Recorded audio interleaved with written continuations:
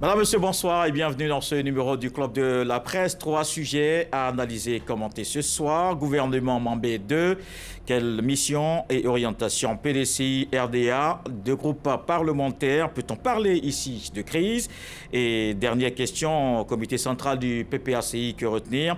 Des invités justement pour en parler. Je commence par vous présenter avec beaucoup de plaisir. Bledson Mathieu, bonsoir. Oui, bonsoir Kolo. Bienvenue à Jérôme Ndri, bonsoir Jérôme. Bonsoir Kolo. Voilà. Bienvenue également à Saint-Claver Oula. Saint-Claver, bonsoir. Bonsoir Kolo. Et Lanciné Bakayoko, bonsoir Lanciné. Bonsoir Monsieur Koulibaly. Alors messieurs, bienvenue. Bienvenue dans le Club de la Presse.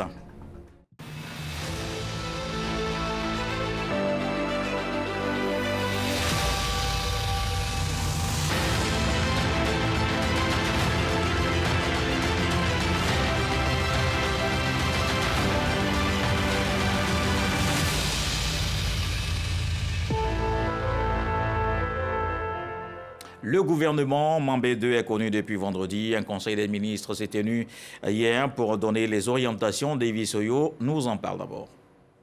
Le gouvernement Mambé 2 est connu depuis le vendredi 23 janvier 2026. Le Premier ministre Robert Begré-Mambé a fait confiance à plusieurs cadres de son ancien gouvernement. Le pouvoir de Téné Birahima Ouattara se renforce. En plus du ministère de la Défense, il est dorénavant vice-premier ministre. Une seconde femme rejoint Anne-Désirée Ouloto Lamizana, ministre d'État, ministre de la fonction publique et de la modernisation de l'administration. Il s'agit de Niali Kaba, ministre d'État, ministre des Affaires étrangères et de la coopération internationale. 9 ministres changent de portefeuille. 18 ministres et ministres délégués conservent les leurs. Adjesilas Mech est l'unique ministre délégué qui passe ministre et le pourcentage des femmes demeure inchangé. 3 ministres et 2 ministres délégués, soit 5 nouveaux, font leur entrée. L'ex-patron du port autonome d'Abidjan, Yensi Yakouba, est désormais ministre de l'Infrastructure et de l'Entretien routier. Le coordonnateur de Abidjan Legacy Programme, Abou Bamba, devient ministre de l'Environnement et de la Transition écologique. Djibril Ouattara, l'ancien patron d'une maison de téléphonie mobile, devient ministre de la Transition numérique et de l'Innovation technologique.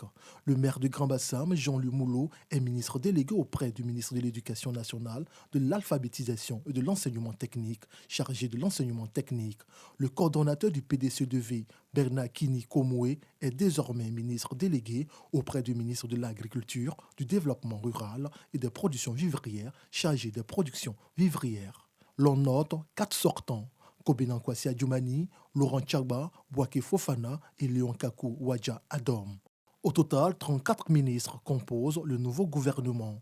Le premier conseil des ministres a eu lieu le samedi 24 janvier 2026. Alors, messieurs, commentaires sur cette formation gouvernementale qui était particulièrement attendue. Bledson Mathieu. Oui, vraiment, ce gouvernement était très attendu et il y a eu quelques petites surprises, mais pas trop. La première surprise qu'on a eue, c'est le poste qui vient d'être créé. C'est une grande première, le poste de vice-premier ministre. Et puis, la sortie d'un gros calibre comme Adjoumani, qui est au gouvernement depuis longtemps, ces observations faites, et puis aussi l'émergence le contrôle des ministères d'État par les femmes, Mme Anne-Désirée Ouloto et Mme Ndiamba Kalé. Vraiment, c'est seulement 2 femmes qui aujourd'hui sont ministres d'État. Et puis il y a vraiment des techniciens aussi qui ont retrouvé leur poste de prédilection. Voilà. Jérôme Dri. Pas grande surprise, à ce qui me concerne. Il y a à peine 2 semaines, nous, on était sur ce même plateau. Nous disions que il ne fallait pas s'attendre à un grand changement. Et vraiment, avec la publication de la liste du gouvernement, on nous a donné raison. On a fait juste un jeu de chaises musicales. On a déplacé X, Y simplement. Et c'est ce que nous observons quand on regarde cette équipe des 34. Le chef de l'État a opté peut-être pour la continuité. On note que le gouvernement a été reconduit à près de 97%. Il y a eu seulement 4 ministres qui sont sortis. Certains ont changé juste de portefeuille. Bon, pas grand changement. Et ça nous a laissé un peu sur notre faim. On a pensé que la transmission générationnelle dont avait parlé le chef de l'État allait commencer par ce gouvernement. Mais bon, ceux qui ont cru à cette promesse devaient attendre encore. Et nous revenons pour dire que quand on voit ce tableau, ça convainc ceux qui pensent qu'il n'y a plus de compétences au RHDP. Il n'y a plus de compétences au RHDP, que c'est un gouvernement RHDP, il n'y a plus de compétences, puisqu'on prend du vieux pour faire toujours du neuf. Et ça va continuer comme ça. Bon, à quand la transition générationnelle? Est-ce qu'il n'y a pas de jeunes compétences là-bas qui peuvent encore apporter quelque du sang neuf au fonctionnement de l'État? Vraiment, beaucoup de questions trottinent aujourd'hui. Mais le constat, c'est qu'on a pris du vieux pour y faire du neuf. C'est le même recommencement, rien n'a changé. Et bon, l'État fonctionne. Saint-Claver-Oula, comme Jérôme Ndri, vous pensez qu'il n'y a pas de changement? Il n'y a pas eu de grands changements. Quand vous voyez le temps qui a été mis pour d'abord nommer le Premier ministre et ensuite suivre le gouvernement, on s'est dit, pourquoi tout ce temps-là? Mais ce qu'il faut noter, c'est que dans ce gouvernement, sur 34 ministres, il y a 6 femmes. Ce qui revient à dire que le pourcentage est largement en deçà de 30% des femmes. Ici, il s'agit de nomination. On ne peut pas parler d'élection parce qu'en matière d'élection, on dirait, bon, on ne peut pas forcer les femmes à venir se présenter. C'est logique de le dire, mais concernant la nomination, le président de la République aurait pu donner l'exemple de porter le pourcentage en ce qui concerne le visage féminin, même si ce n'est pas à 30%, au moins aller un peu plus au-delà de ce qu'il nous a été donné de voir concernant ce gouvernement-là. Le gouvernement précédent, il y a eu moins de femmes. Dans ce gouvernement encore, il y a également moins de femmes. Comme je l'ai dit tantôt, 6 visages féminins, des visages qui sont déjà connus, il n'y a pas de nouveaux visages. Donc moi, j'aurais vraiment souhaité qu'il y ait de nouveaux visages féminins, ce qui n'est pas le cas. Ensuite, il y a vraiment quelques nominations, moi, qui m'ont paru opportunes, notamment la nomination de M. Kofi Nguessan au poste de ministre de l'Éducation, parce que ce monsieur, suite à sa nomination, j'ai essayé quand même d'appeler ici et là, de regarder un peu, suivre un peu les réseaux sociaux, tout ça. Dans la majorité des cas, des Ivoiriens se sont réjouis que ce monsieur-là hérite de ce portefeuille, le portefeuille de l'éducation, de l'alphabétisation, parce que c'est un monsieur intègre. Vous voyez, je suis d'autant plus satisfait parce que là où il est passé, il a laissé vraiment des traces, que ce soit à l'INCA, que ce soit à l'INHP, et puis aujourd'hui au ministère de l'Enseignement. Bon, avant, dans son portefeuille, le département précédent au ministère de l'Enseignement technique et de la formation professionnelle, il a vraiment rehaussé le niveau des apprenants. Et aujourd'hui, il se retrouve dans le portefeuille de l'éducation et de l'alphabétisation. On attend à ce qu'il apporte vraiment des réformes, à ce qu'il donne une véritable gueule à ce département-là. Et surtout, il relève le niveau de l'enseignement, il relève le niveau de nos apprenants, nos jeunes frères, le primaire, le secondaire, et ainsi de suite. Parce que, vous savez, la rigueur qu'il apportera amènera des élèves à apprendre davantage. Vous savez, à l'époque... On parlera de ce qu'on attend effectivement de chaque ministère. Donc voilà vraiment moi... Premier regard déjà. Voilà vraiment une des nominations. Et puis la reconduction de la ministre de la Culture et de la Francophonie. J'ai vraiment apprécié ces différentes nominations. L'enseignant Bakayoko, un premier commentaire sur cette formation. Oui, je dois considérer qu'en matière de visage et de faciès, il n'y a pas eu de grand bouleversement. Mais en matière d'architecture, il y a eu un changement en profondeur. Parce qu'il y a eu... certains ont quitté leur poste pour d'autres. Mais ce qui, moi, m'intéresse le plus, c'est la qualité des personnes qui sont en poste ou qui ont été nommées. Parce que, voyez-vous, il y a moins de politiciens carriéristes dans ce gouvernement. Il n'y a que des technocrates qui ont été élus pour siéger au Conseil des ministres chaque mercredi. Voyez-vous, quand vous regardez les personnalités qui ont été nommées, sur la qualité, sur la valeur intrinsèque des uns et des autres, il n'y a pas forcément de débat, à moins d'être de mauvaise foi. Je ne vais pas citer des personnalités, mais vous voyez bien que si tu prends le ministère de la Construction, le ministère de l'Urbanisme, Moussa Sanogo, c'est un technocrate. Même le vice-premier ministre, c'est un technocrate, c'est un financier. Vous allez prendre Koné Bruno, vous allez prendre Françoise Remarque, Amédée Kouakou, Yensié. Et tout ça, ce sont des technocrates. Et vous voyez, il y a aussi les nouveaux venus qui sont là, qui, chacun dans son domaine, a déjà fait ses preuves. Si vous prenez Djibril Ouattara, tout le monde sait que c'est quelqu'un qui est dans la science, dans la télécommunication depuis bien longtemps. Il y a Abou Bamba, qui est un expert chevronné, abouti en matière d'environnement. Donc, je crois qu'il y a eu un changement en profondeur. Parce que certains veulent qu'on renverse la table. Non, on ne renverse pas la table. Parce que nous voulons, ce que la population demande, ce sont des résultats. Si ceux qui ont été nommés portent des résultats, moi, je ne vois pas où se trouve le problème. Parce que si on vient renverser la table, parce qu'on doit satisfaire les uns et les autres, mais s'il n'y a pas de résultat, qui va l'assumer? Donc, je crois qu'aujourd'hui, le gouvernement qui a été formé était attendu et je pense effectivement que les résultats sont là.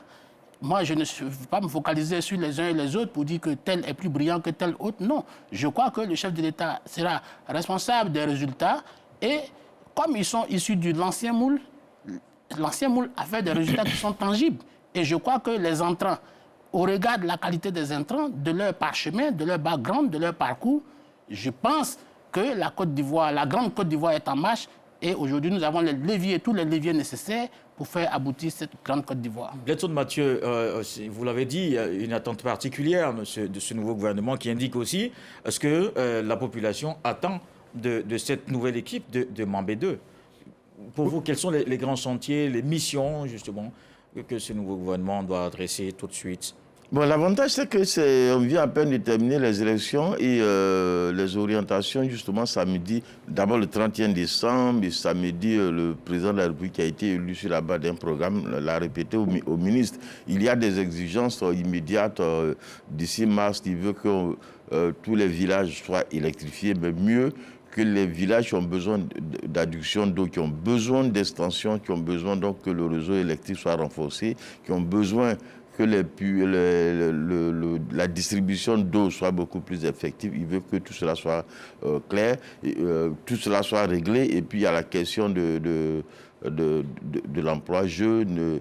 Bon, ça c'est vraiment un programme que le président, d'abord candidat, a porté. Aujourd'hui, il met un gouvernement en place qui est en charge de l'appliquer. Mais je voulais profiter de répondre à deux faits relevés par Jérôme Ndri, qui a dit qu'on a attendu le gouvernement pendant longtemps. Non, on n'a pas attendu pendant longtemps. On a eu l'impression qu'on a mis du temps pour former le gouvernement, mais il a fallu attendre les élections législatives, il a fallu attendre que les députés se réunissent et choisissent le président.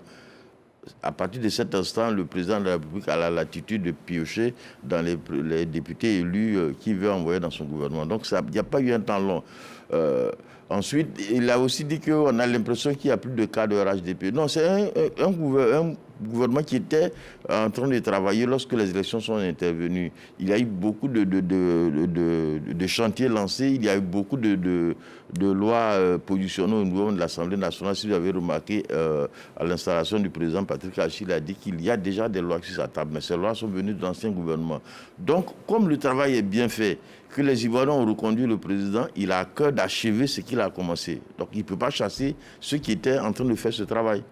Donc, voilà un peu peut-être la raison, je ne parle pas en son nom, qui consiste à conserver cela, quoi. Pas vraiment dire qu'on va renouveler les visages parce que les Ivoiriens peut-être attendent le nouveau. C'est vrai que la formation d'un gouvernement, c'est les supputations, c'est les affairages et que l'Ivoirien, je ne sais pas trop d'où ça tire, mais beaucoup d'Ivoiriens aiment voir les gens chuter. Donc quand quelqu'un sort du gouvernement, automatiquement on dit « Ah non, lui il est tombé » et donc ça on applaudit parce que bon, il ne sait pas trop, voilà. Mais voilà.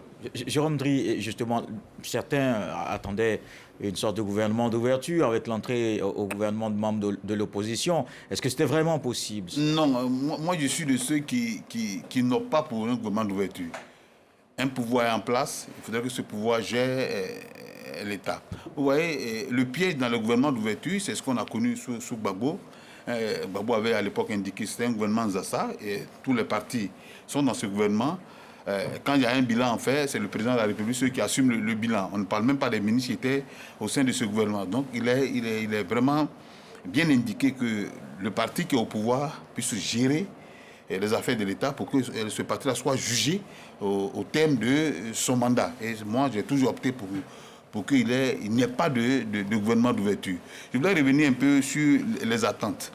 Bon, est-ce qu'on peut parler d'attente? C'est la même équipe qui est là. On a changé juste quelques portefeuilles. On a ramené ceux qui étaient à la construction, sont venus peut-être à l'agriculture. Bon, c'est les mêmes attentes des populations.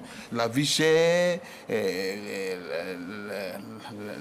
la situation politique qui est crispée, la réconciliation qui n'est pas faite. C'est les mêmes attentes qui sont là et c'est la même équipe qui est là.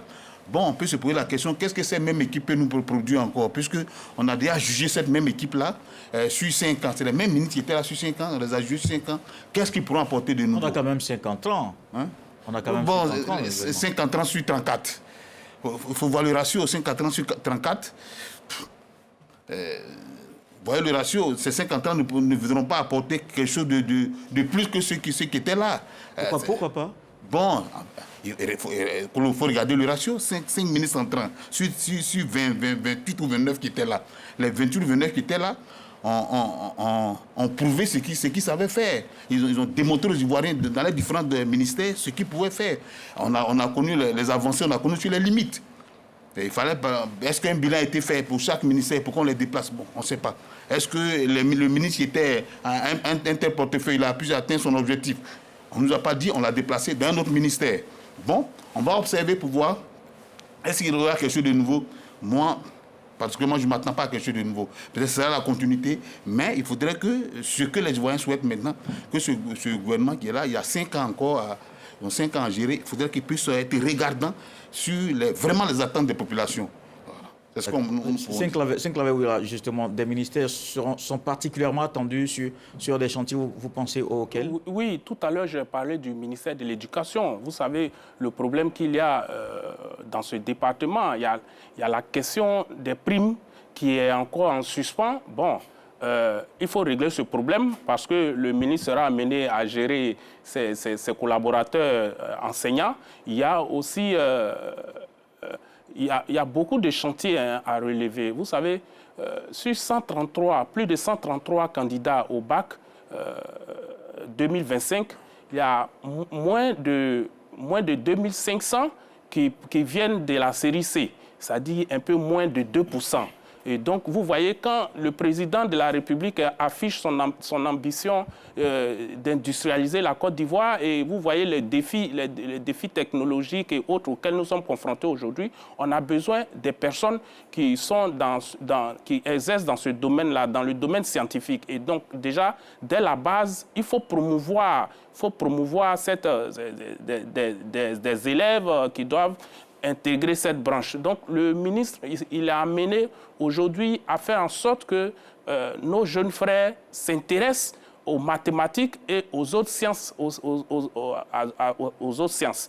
Donc, il doit relever ce défi-là. Dans ce domaine, il doit relever ce défi. Et puis, il y a un manque criant d'enseignants des mathématiques, au point où, dans un passé récent, Madame la ministre Marietou elle s'est sentie un peu obligée de rappeler ceux qui partaient à la retraite ou ceux qui sont déjà à la retraite. Donc, ce domaine-là, il faut vraiment faire en sorte que créer l'émulation de nos jeunes frères dans ce domaine. Et puis, bon, vous voyez les infrastructures un peu délabrées ici et là, les effectifs pléthoriques dans les salles de classe. Donc, vraiment, c'est de vastes chantiers sur lesquels le ministre de l'Éducation, il doit véritablement travailler. Bakayoko, un mot sur les 5 entrants. Oui, je crois que les 5 entrants ont le profil de l'emploi. Si je prends Djibril Ouattara, personne ne peut contester ici qu'il est un enfant du milieu de la technologie. Directeur général d'une société de téléphonie. En tout cas, au moins, parmi les cadres, il a le profil. Et puis, à l'international, il a une formation assez solide. Et puis, il a le background. Alors, quand tu prends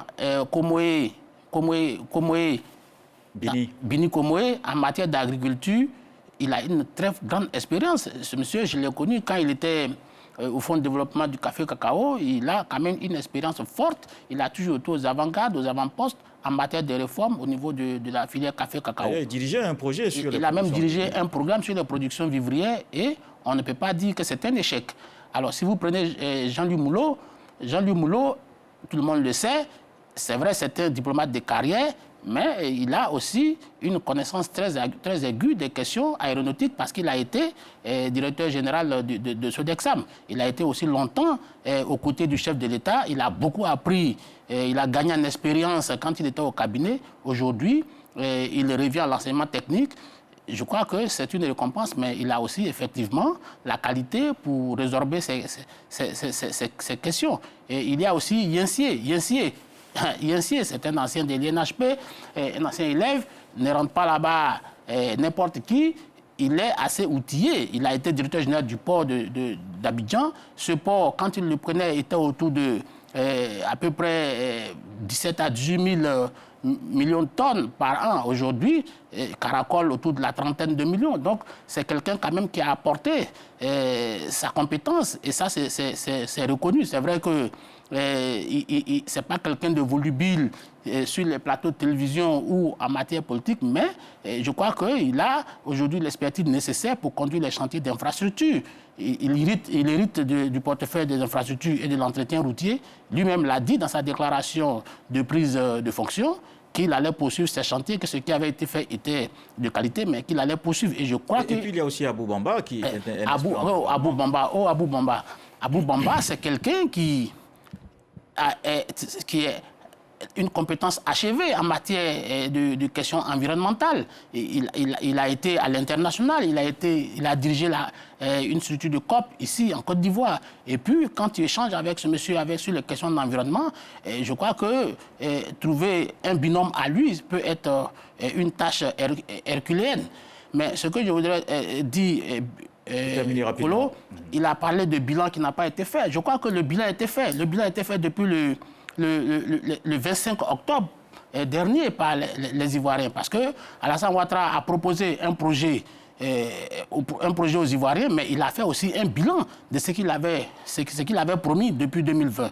Et les Ivoiriens, au regard des deux chantiers, ce qui a été fait et ce qui va être fait, l'ont plébiscité. Presque à 90% des Ivoiriens qui lui ont accordé leur confiance. Donc, pour moi, aujourd'hui, Alassane Ouattara est sur une trajectoire. Lui, gère les choses de façon holistique. Ça veut dire que tout est priorité. Tout est priorité. Alors, même si en matière d'hydraulique et d'électrification, nous sommes quasiment à un niveau largement au-dessus de la moyenne, près de plus de 80-90%. Oui. Et en matière de logement, c'est là que se trouve le vrai défi. Oui, mais il faut régler les questions du foncier qui sont les vraies problématiques de ce secteur. Merci, Lancinet. Messieurs, on va parler maintenant purement politique et on va s'intéresser à la vie d'abord au PDCI-RDA avec les 32 députés à l'Assemblée nationale qui ne s'accordent pas encore sur la composition du groupe parlementaire. Faut-il y voir une crise? D'abord, un élément de réponse avec Davis Rio. Après la désignation de Maître Blessy Jean Chrysostome le mercredi 14 janvier 2026 à la maison du parti à Cocody comme président du groupe parlementaire PDCI-RDA, la grogne s'installe.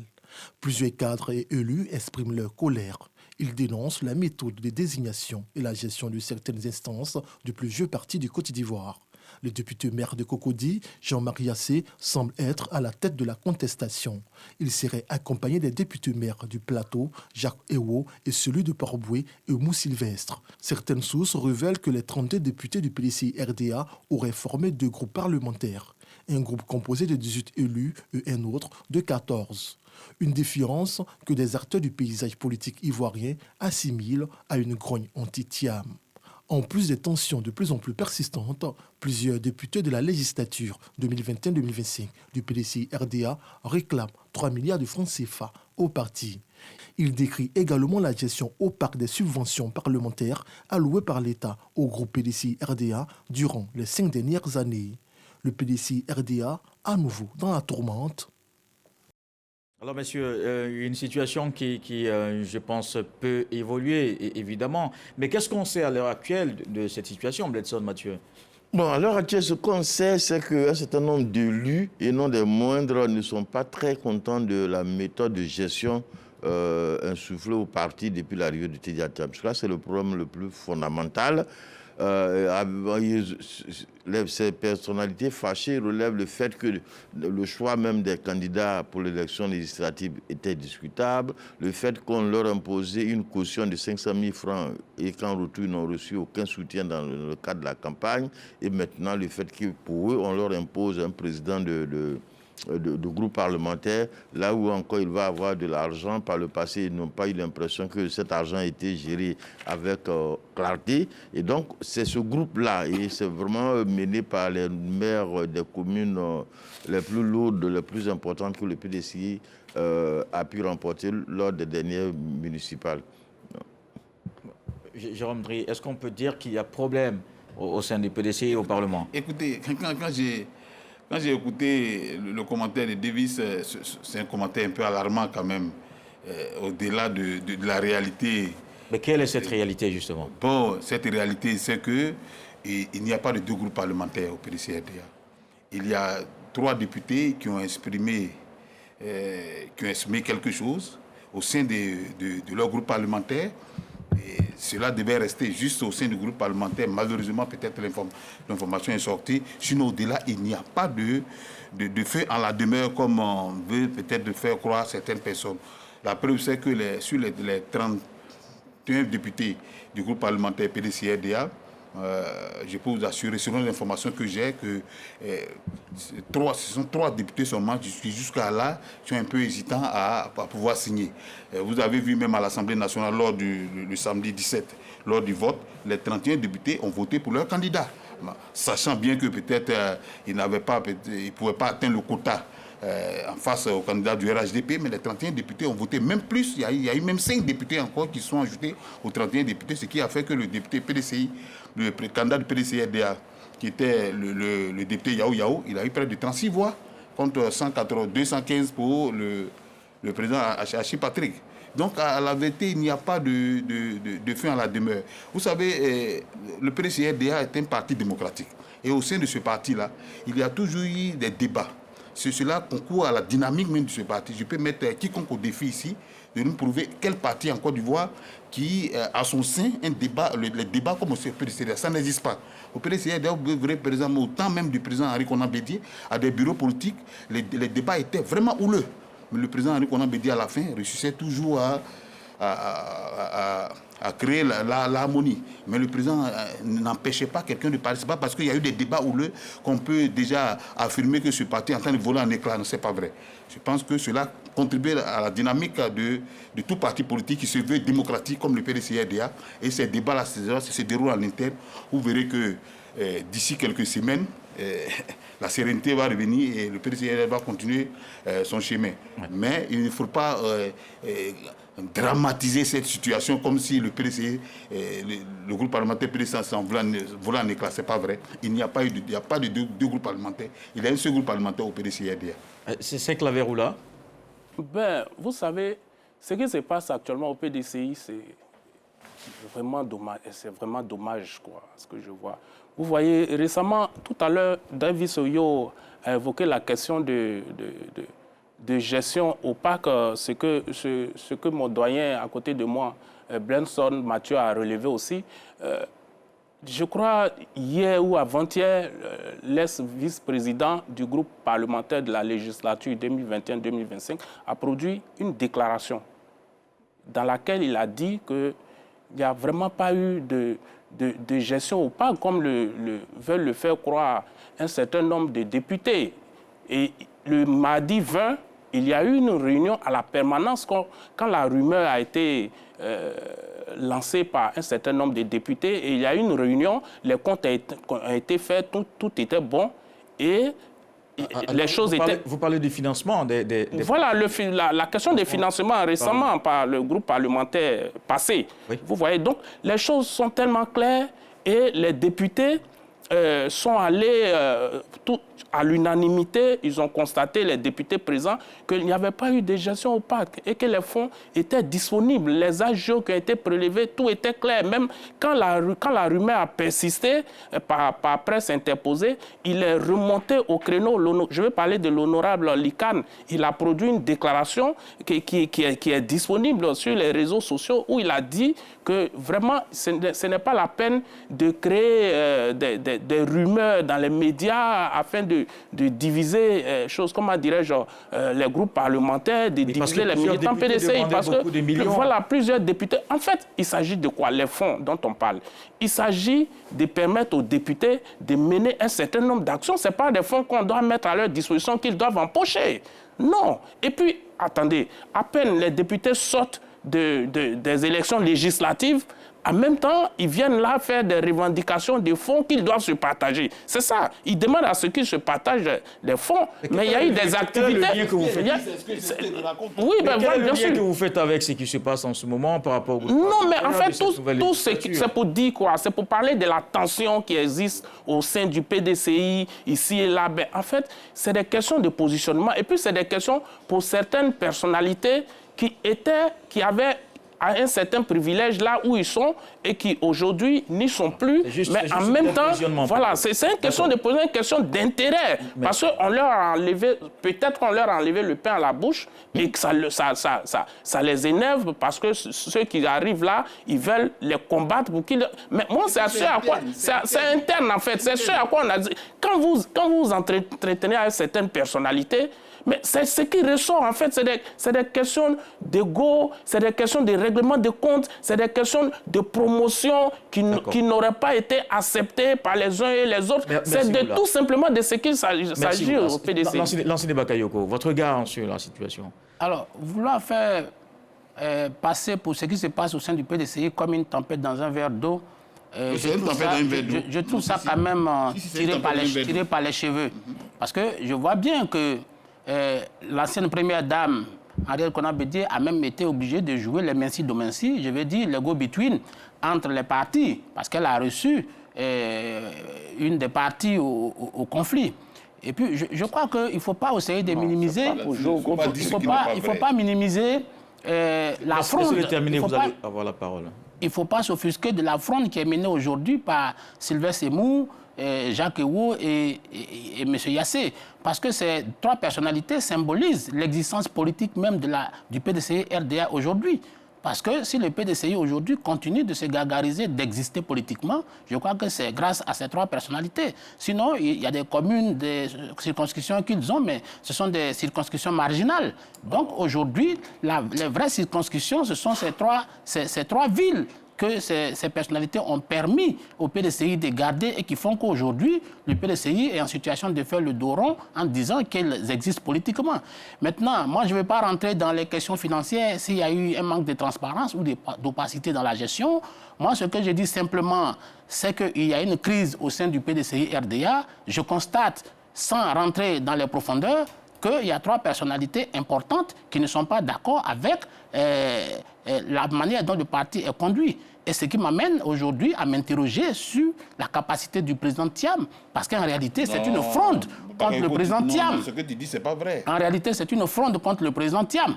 Et donc, c'est le leadership qui est aujourd'hui questionnable, qui est devenu aujourd'hui problématique. Et donc, si ces trois personnalités, vous avez vu la lettre qui a été écrite par l'honorable Yassé, mais c'est une critique au vitriol de la gestion du président Tidiane Thiam qu'il juge déconnecté des réalités de la Côte d'Ivoire. Et il estime que cette personnalité, je parle de Tidiane Thiam, ne peut pas rester à 6000 km et avoir une emprise réelle. Jérôme, je vous donne la parole, ne vous inquiétez pas, juste après. Je ne suis pas un perroquet pour répéter exactement ce qu'il a dit. Nous sommes dans un débat intellectuel, nous ne sommes pas à Kosiwé, on n'est pas à Kosiwé où on jette la nouvelle, où se trouve la nouvelle poubelle d'Abidjan. Donc je veux dire, aujourd'hui, il est évident qu'il y a une crise larvée qui est au sein du PDCI qu'il va falloir juguler. Maintenant, si vous voulez mon avis sur cette crise, moi je souhaite que cette crise s'estompe parce qu'il faut que la démocratie s'exerce. Je veux que les partis se rencontrent et forment un groupe parlementaire relativement fort pour pouvoir faire des propositions de qualité, pour avoir une production législative de qualité. Parce que si le PDCI est émietté, ils n'auront pas le temps de gérer la crise en interne et s'occuper des questions de l'hémicycle. Ça peut constituer un déficit. On peut taxer le RDP des déficits démocratiques. Jérôme Drey qui voulait réagir à la suite. Non, en fait, c'est ce que je voulais dire. Peut-être Bakayoko souhaite qu'il y ait peut-être une crise. Mais bon, non, je ne l'ai pas dit. Il faudrait que se dirige et puis il faudrait qu'on fasse un peu preuve d'honnêteté intellectuelle quand on veut commenter ce qu'un député a dit. Et nulle part Yassé n'a indiqué dans son discours qu'il condamnait la gestion opaque, prétend le terme en Bakayoko, la gestion opaque de Tiatem. Non, dans sa correspondance épistolaire, il a dit qu'il veut un rassemblement. Tiam est en train de mietter le cadre. Il veut que le cadre se retrouve. Il n'a jamais dit. Non.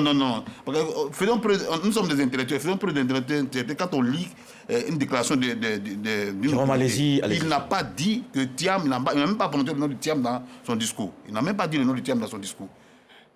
Je pense que peut-être Bakayoko souhaite qu'il y ait une crise, mais je voudrais rassurer Bakayoko qu'il n'y a pas de crise, contrairement à ce qu'il voulait dire. C'était votre mise au point. Voilà, et je souligne que c'est vrai, le grand frère a indiqué tout à l'heure que Blesson a indiqué que ses députés s'attaquaient un peu à la gestion opaque. Non. Si ça ne s'attaque pas à la gestion opaque, c'est un problème interne au groupe parlementaire PDC-RDA qui peut-être a fuité. Et c'est devenu viral sur les réseaux sociaux. Mais je pense que cela est en train d'être réglé. Et je voulais souligner encore ce que Bakayoko a dit. Mme Bédier n'est pas venu comme un pompier pour pouvoir régler un problème entre deux protagonistes. Non. Mme Bédier a reçu le groupe. D'ailleurs, les 3 députés sont allés faire la civilité à Mme Bédier. Peut-être ça a coïncidé avec la merci Jérôme. Alors, il nous reste 2 minutes. 1 minute à vous, Bledson, et l'autre minute à Saint-Claver-Oula. Une solution est possible, Bledson. Oui, non, je suis d'accord avec Bakayoko quand il dit qu'il faut qu'on souhaite que ce bloc-là se retrouve. Mais je ne suis pas d'accord ni avec Jérôme Drey, encore moins avec Oula, qui laisse croire que ce sont des députés qui ont perdu leur poste et qui veulent le retrouver pour une question pécuniaire. Je pense que le sol, il a dit que certains cadres posent leurs problèmes de positionnement. Ils avaient des positionnements juteux qu'ils ont perdus. Je crois qu'on va entendre cela. Je vais revenir. Une telle insinuation ne me paraît pas juste parce que jusque-là, le seul parmi ces députés qui occupait un poste assez intéressant dans l'organisation du PDCI, c'est le Dr Lemou. Mais on ne peut pas dire que le Dr Lemou y était pour de l'argent. Ça, bon.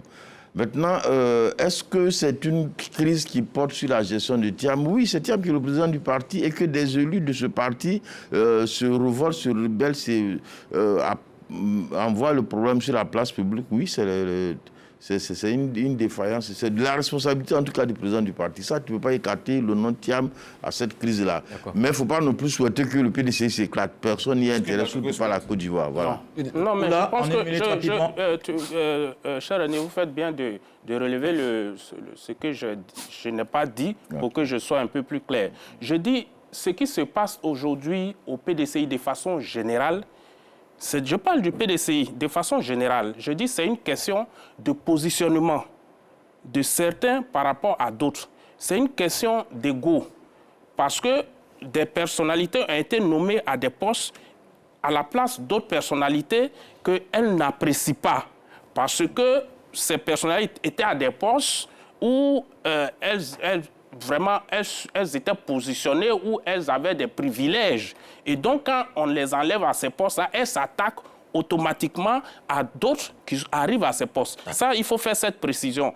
Voilà. Et vous terminez en 30 secondes. Voilà, pour terminer, moi, je suis pas dubitatif sur le fait que aujourd'hui, le PDCI, s'il y a un parti en Côte d'Ivoire qui est résilient, c'est bien le PDCI qui a subi le coup d'État et puis après qui est revenu encore plus fort et avec l'avènement de Tidjane Thiam, même s'il y a aujourd'hui quelques flottements, qui est en train de se remettre à flot, mais je pense que le président Tidjane Thiam lui-même, il en est conscient et je suis convaincu il cherche à rentrer au pays pour pouvoir organiser le pays, le PDCI pour qu'il devienne encore plus fort. Merci, donc, moi, je pense qu'il ne faut vraiment pas désespérer de ce parti. Et comme l'a dit tout à l'heure Bakayoko, il faut vraiment faire en sorte que les partis politiques soient revigorés, que ces partis politiques fonctionnent comme actuellement le PPACI est en train de s'organiser. Le PPACI, on en parle. Merci. Voilà. Justement, c'est un parti qui veut s'organiser et mieux compter sur la scène politique. Le PPACI qui a demandé et obtenu du président Gbagbo de rester à la tête de la formation politique. Un comité central s'est tenu sur la question et bien d'autres d'ailleurs. Quelques résolutions avec Davis Oyo. Laurent Gbagbo, encore loin de la retraite politique. Après l'annonce de son retrait de la vie politique, il demeure à la tête du PPACI. Une demande faite par le membre du comité central à l'issue de la session ordinaire tenue au siège du parti. Une session élargie au président des organes et des commissions du PPACI. Le comité central autorise donc Laurent Gbagbo à désigner le président et le bureau du deuxième congrès ordinaire et de déterminer la date. Outre les préparatifs du congrès, plusieurs sujets étaient au menu. Libération des prisonniers politiques, fête de la Renaissance, nouveau gouvernement. L'ex-président de la République du Côte d'Ivoire réitère son opposition au 4e mandat. Le comité central et Laurent Gbagbo dénoncent également la gestion du pouvoir d'État. Réaction sur ces résolutions du PPACI, Bledson Mathieu. L'élément fondamental, c'est que Laurent Gbagbo reste à la tête du PPACI. Il voulait partir, son parti lui a demandé, parce que le comité central était élargi quand même au président de commission. Donc on peut considérer que son parti lui a demandé de rester, il a accepté de rester. Il y a les dates en mai, 15 et 16 mai du congrès. Et puis pour le reste, c'est le train-train quotidien des remarques d'un parti d'opposition sur la gestion du pays. Donc ça, c'est sensiblement ce qui est courant, ce qui est normal. Mais la suite des événements, c'est que Gbagbo reste. Ils vont faire un congrès et certainement il faut attendre le congrès pour connaître les différentes positions que le parti prendra, les différents axes. Voilà. Le président Gbagbo, Jérôme Dri, qui avait annoncé qu'il partait de la tête du parti, finalement donc qui accepte de rester. Quel commentaire, analyse sur cette situation? Écoutez, peut-être la décision du président Laurent Gbagbo peut paraître peut-être paradoxale, mais de façon politique, elle peut être aussi rationnelle. Il faut sans ignorer que le PPACI est en pleine réorganisation de sa base aujourd'hui et dans cette période, quitter la tête de ce parti pourrait créer quelques frictions au sein de ce parti, pourquoi pas pousser ce parti même à exploser. Donc je pense que cette décision du président Laurent Gbagbo de rester en tant que garant moral à la tête de ce parti pour réorganiser ce parti avant de passer le témoin. Autre chose aussi qui peut-être justifie la décision du président Laurent Gbagbo de rester à la tête du PPACI, c'est que le PPACI aujourd'hui traverse une situation politique assez difficile. Vous savez, depuis la présidentielle, le PPACI subit beaucoup de pression. On sait que plusieurs cadres de ce parti sont aujourd'hui en prison et lâcher le bateau ou bien lâcher ce parti en plein vol avec cette situation difficile qu'il vit serait peut-être suicidaire pour le PPACI. Donc je pense que cela, avec la position de Laurent Gbagbo à la tête de ce parti en tant que garant moral de ce parti, pourra permettre au PPACI de retrouver toute sa sérénité et pourquoi pas après cela, il pourrait passer le témoin. Et pour passer le témoin, on l'a vu avec le RADP, le témoin ne se passe pas comme ça, il faut définir quand même les contours de cette transmission générationnelle. Et je pense que tout ça, le président Laurent Gbagbo doit préparer cela avant de pouvoir partir. Et aujourd'hui, il est sur la scène politique, il demeure comme le garant moral, demeure comme un parapluie atomique pour le PPACI, pour que ce parti puisse se réorganiser. Saint-Claver. Moi, quand le président Laurent Gbagbo a dit qu'il partait, je me suis posé la question. Je dis non, mais ce n'est pas le moment. Ce n'est pas au moment où les militants de son parti subissent un déchaînement d'arrestations et autres représailles qu'il doit partir. Il faut qu'il reste. Il faut qu'il organise son parti. Il faut qu'il mène des actions en rapport à la libération de ses camarades qui sont arrêtés par le pouvoir en place. Et il faut qu'il organise, il choisisse avec ses camarades de parti ceux qui vont conduire ce parti-là vers le pouvoir. C'est vraiment l'impression que j'ai eue. Et aujourd'hui, ses camarades décident qu'il reste. Je pense que c'est tant mieux. Il faut qu'il reste. Il est quand même une personnalité politique de renom. Il faut qu'il reste. Il faut qu'il continue d'impacter ses collaborateurs, ses camarades de parti. Et quand il aura fini, il peut partir. Mais ce que je voudrais aussi noter, c'est que le président Laurent Gbagbo, il ne s'appartient plus à lui-même. Il appartient, c'est un symbole. Et puis, il appartient à son parti politique. Les militants, quand il a émis le vœu de partir, ce n'est pas parce qu'il a un problème de santé, ou bien ce n'est pas parce qu'il est véritablement fatigué, c'est parce qu'il a émis tout simplement le vœu de se retirer de la scène politique, s'occuper à autre chose. Mais là, ces militants lui disent non, il faut rester. Ils ont décidé qu'il reste. Tout comme en face, les militants du RHDP à l'époque ont décidé que le président Alassane Ouattara continue de remplir parce qu'ils ont espoir que c'est lui qui peut les faire gagner. Bon. Donc, je pense que ce n'est vraiment pas nouveau pour le PPACI, pour un certain nombre de partis politiques qui souhaitent que leur leader demeure encore les militants souhaitent encore que leur leader demeure à leur côté pour essayer d'atteindre un objectif. Et c'est tant mieux que le président Laurent Gbagbo y reste. Et je pense qu'il réussira à se faire entourer de personnalités de conviction, de personnalités éclairées pour que l'objectif, qui est un objectif commun, soit atteint. Pour certains, Laurent Gbagbo qui reste à la tête du PPACI, c'est justement peut-être pour redonner cette nouvelle dynamique politique au parti. D'abord, je voudrais souligner que ce qu'ils appellent comité central, en réalité, ce n'en est pas un. C'est un monologue que Laurent Gbagbo a eu. Il a imposé sa décision. C'était un vernis, en fait. Ce vernis, on l'a appelé comité central, mais en réalité, c'était un discours peu démocratique que Laurent Gbagbo a imposé à ses camarades dans une salle. Maintenant, moi, il y a quelque chose de profondément décevant, de dérangeant dans ce comité central, quoi qu'il en soit. Parce que Laurent Gbagbo enlève à la politique toute sa noblesse. Parce que lui a dit que le président Alassane Ouattara était revenu sur sa décision. Il avait dit qu'il partait, mais qu'il est revenu sur sa décision. Et cela, en dehors de tout cadre légal, ils avaient voulu en faire un débat constitutionnel. Aujourd'hui, le président Laurent Gbagbo dit qu'il ne va plus, en fait, c'est ce qu'ils nous font croire qu'il ne va plus, parce que le pays serait en difficulté, alors que le président Alassane Ouattara, effectivement, avait aussi voulu rester parce que les terroristes étaient à nos portes et il était le seul à garantir la sécurité de la Côte d'Ivoire. C'est ce qui avait justifié sa présence et la demande des militants du RHDP à ce que le président de la République, qui était une sorte de bouclier sécuritaire contre les djihadistes qui entourent notre pays, et ça avait été mal pris. Mais vous voyez que Laurent Gbagbo lui-même, après avoir nié à Alassane Ouattara de revenir sur sa parole, lui-même revient sur sa parole. Il parle de gestion patrimoniale de la Côte d'Ivoire. Mais je ne sais pas, Laurent Gbagbo, moi je ne suis pas amnésique.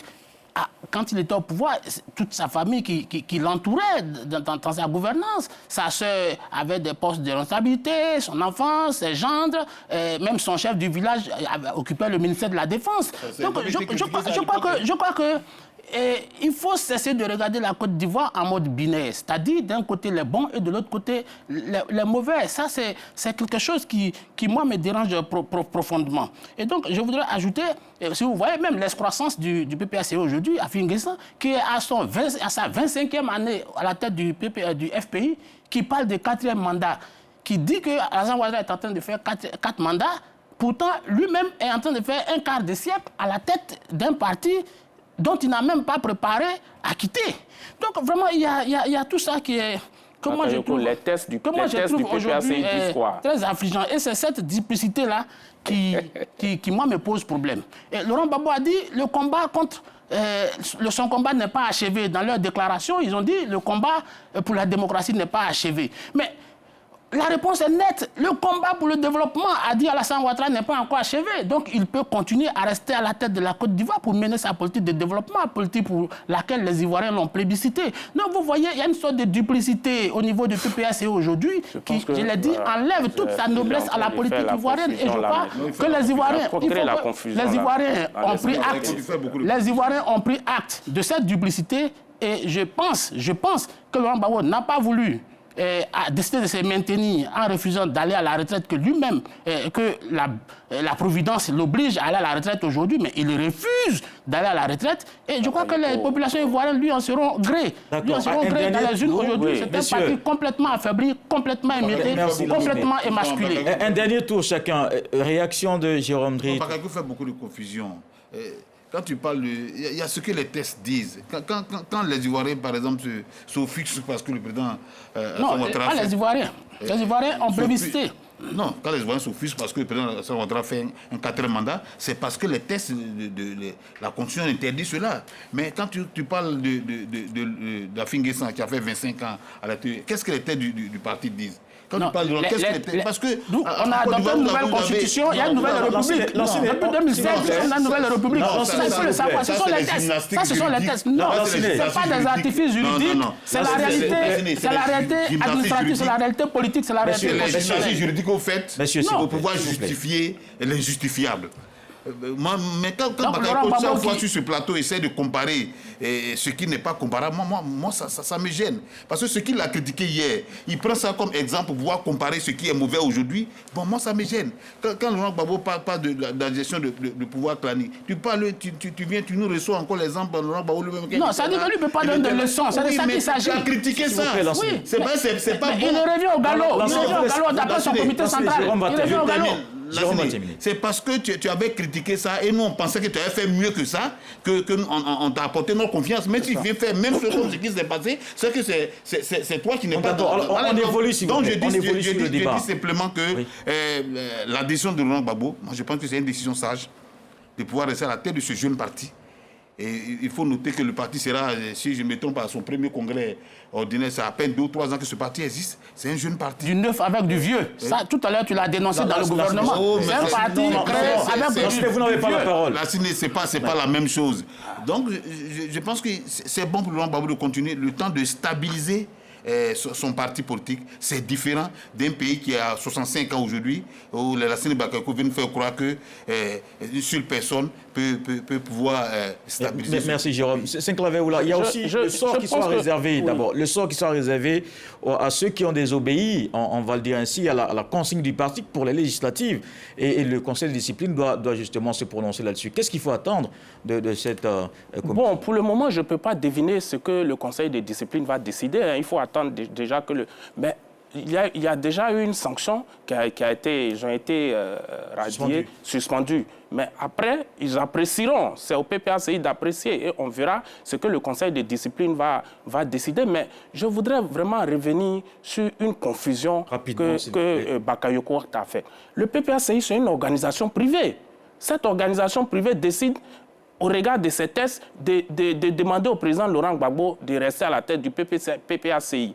Et là, il nous envoie à la question du 4e mandat de la République de Côte, qui n'est pas une organisation privée. Il ne faut pas créer la confusion dans l'esprit de nos téléspectateurs. Il s'agit de la Côte d'Ivoire, il s'agit de la présidence de la République. Et lui, il nous ramène à la question d'organisation. Ça, c'est leur cuisine interne. Le PPACI, c'est une organisation privée. Ici, il s'agit d'élections de la République, de régime par des tests. On a notre constitution. Donc, ça n'a vraiment rien à voir. Et ça, il faut apporter cet éclairage dans l'esprit des téléspectateurs. Delson qu'on n'a pas suffisamment entendu sur la... Oui, je suis étonné que Jérôme Drit ou là tombe à bras raccourcis sur Bakayoko. Non, il y a vraiment un lien entre ce que Gbagbo dit et ce qu'il critique. Il y a un lien. D'abord, ce n'est pas une affaire PPACI simplement privée.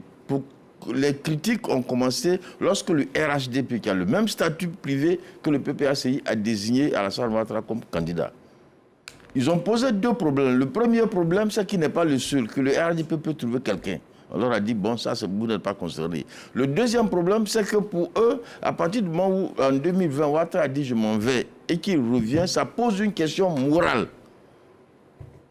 Ça pose un problème moral que quelqu'un dit je m'en vais et puis après il revient. Pour être candidat à la tête de la République. Non, vous ne pouvez pas dire ça, pas la même Pour chose. être candidat.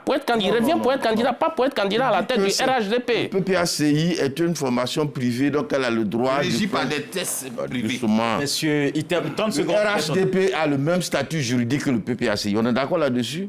Donc, si vous vous permettez de critiquer le choix du RHDP, c'est normal qu'on critique aussi le choix du PPACI. Mais le choix du PPA, ce n'est pas pour que le président Laurent Gbagbo soit candidat à la présidence de la République. C'est cette confusion qu'il ne faut pas faire. Non, on ne fait pas de confusion.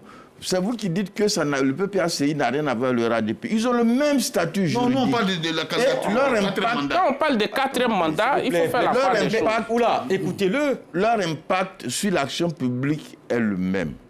Vous ne pouvez pas dire que le PPACI se contente de dire Babo, tu es le seul à être capable de conduire le parti à la démocratie. Et puis demain, ils vont dire non, Babo, ça franchement, pour la candidature à la présidentielle, tu n'es pas apte. Non. D'accord. En l'état actuel, s'il y a des présidentielles, ben, le PPACI a pour candidat Laurent Gbagbo. Merci, Mais on n'en est pas encore là. Non, c'est terminé pour ce soir, c'est terminé. Merci Belson Mathieu, Saint-Clavé Oula, Lancé Bakayoko.